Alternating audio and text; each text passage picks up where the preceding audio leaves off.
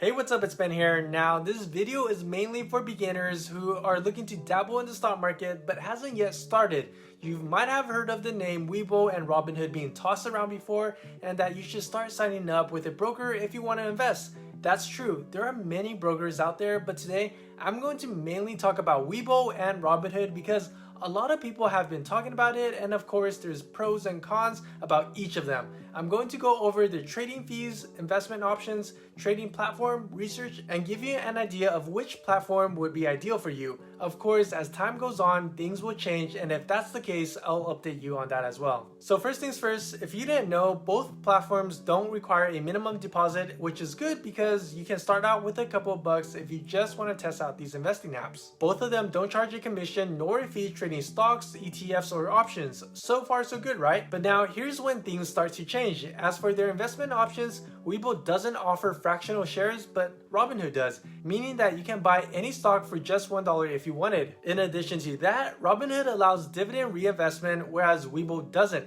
This means that if you get dividends from a stock, it'll just be reinvested back into the stock, allowing your portfolio to automatically grow on its own, which is pretty cool. It's called passive investing. Both of them offers option trading, and if you don't know what that is, that's okay. It's just a risky form of trading, and if you're just starting out, it's probably a good idea not to start trading options since you can lose all your money with a few trades. Webull currently doesn't offer crypto trading, but Robinhood does, so if you're looking to trade cryptocurrency, then Robinhood would be ideal for you. As for individual retirement accounts, Webull offers traditional, Roth, and rollover IRAs, and Robinhood doesn't. So if you're looking to part money for retirement, then Webull is probably a better option. Also, if you're curious about Forex trading, unfortunately, none of them offer that. As for their trading platforms, both of them are on mobile, but they do offer a web platform so you can get a better view of everything all at once instead of looking at it on a small screen on your phone. What's good about Webull is that it allows you to paper trade. Basically, you'll be able to play with fake money and not worry about risking your own money.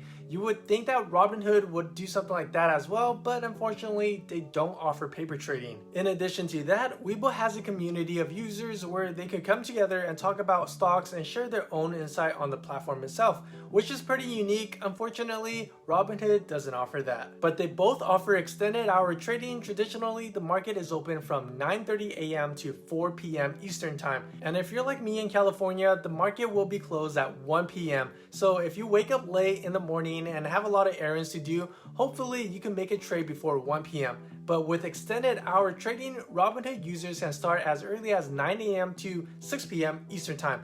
But Webull allows you to start trading at 4 a.m. to 8 p.m. Eastern time. Now that's a huge difference compared to Robinhood. So with Webull, if you get off work late, maybe you can still catch a trade in before 8 p.m. Eastern time. As for research and charting goes for these apps, there's a huge difference. This is where things get complicated. Robinhood is known to be the OG of simple investing. Like, you can get on the app, sign up, and you can start investing because its user interface is simple. It doesn't have a lot of data, stats, or chart to make things hectic. But Webull, on the other hand, offers a ton more research and data for its users compared to Robinhood. So it might be a little intimidating for users when they first open the app, but once you get to know where things are located, it's simple to use. I have a full review and a breakdown of the Webull app if you're interested. Link is down below. Just to name a few things that Webull offers that Robinhood doesn't offer is that they have a better view of a company's fundamental and technical reports. They have a deeper analysis of a stock compared to Robinhood, and they showcase insider activities,